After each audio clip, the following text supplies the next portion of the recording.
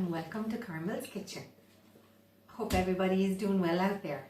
Anyway, today we're going to make some Oaties. These are really good little bars for making. So in here in the saucepan I have 50 grams of margarine, which I melted. I have 65 grams of brown sugar and 225 grams of dried fruit. So in this I have sultanas today. Into that now I'm going to add a teaspoon of rum essence. Okay. If you don't like the idea of rum essence, you could add vanilla or almond essence. Okay, I had to do this earlier so it would be cooled down, because into this now I'm going to add an egg, and if I added the egg when it was still hot, we'd end up with fruity scrambled eggs. Sounds nice, but I don't imagine it would be a very nice thing to be eating. Anyway, and so you can see from the brown sugar that it goes nice and brown and caramel. Okay, so give that a good stir up to make sure that the fruit is well incorporated. And the rum essence, I can guarantee you, gives an absolutely beautiful smell of it. And the taste is so good also. Okay, so this is what we're going to be calling our filling. So that's ready, so we can leave that to the side there for a minute. Then we have the oven turned on to 180, which would be gas mark 5. So we're lined our tin, cutting down about 2 inches into each corner so that your paper fits in. This is a Swiss roll tin, and I would reckon that it's about 9 by 7.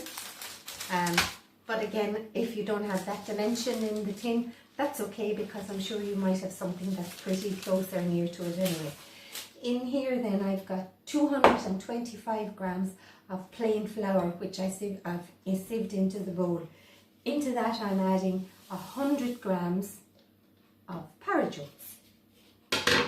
Then I've got 65 grams of nice dark brown sugar.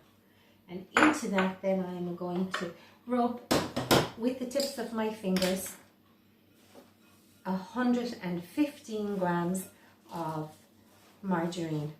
And for this job you're really better off using black margarine, or if you like the taste of butter, well then you could use butter as well.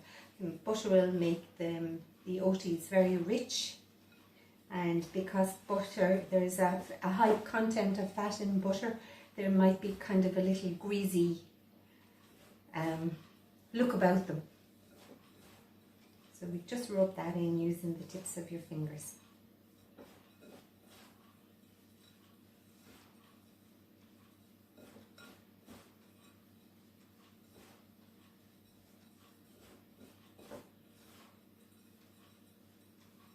All the ingredients for the recipe will be underneath. All you have to do is go arrow down.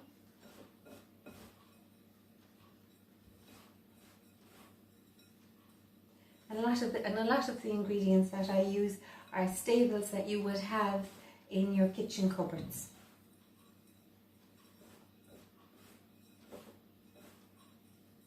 Okay.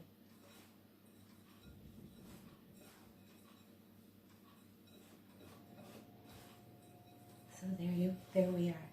All the butter is rubbed in.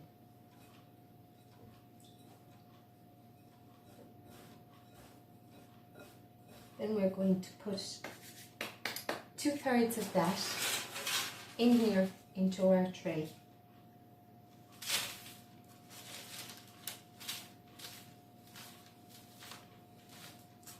And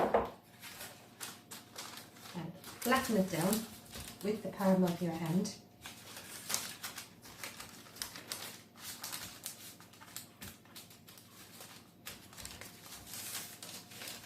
Into the corners as well.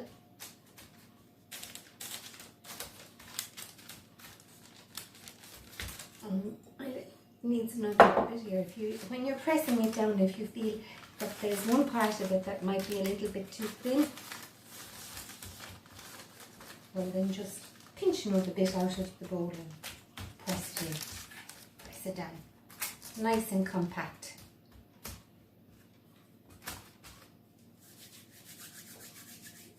That's just the butter on my fingers. Okay, then take your filling. And you can see the way that it's nice and gooey. I pour it this way to show you, and you can see the gooey of it.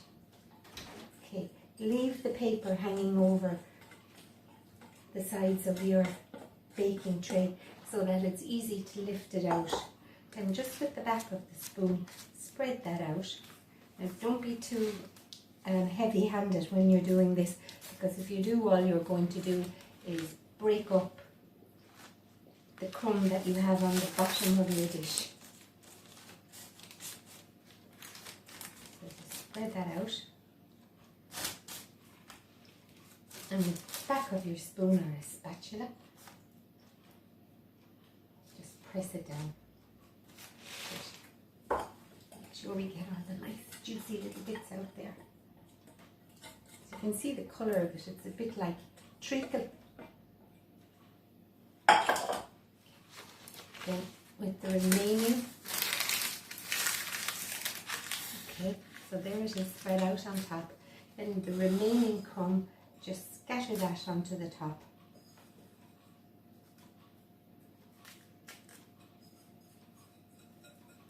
And spread that out.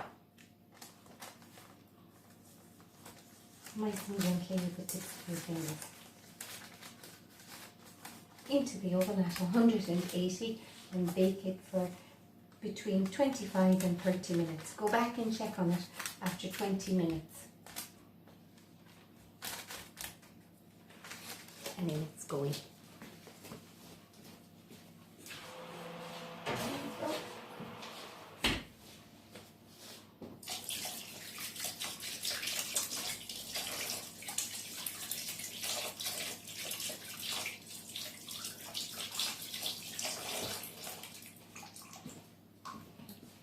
When it's baked, take it out of your oven.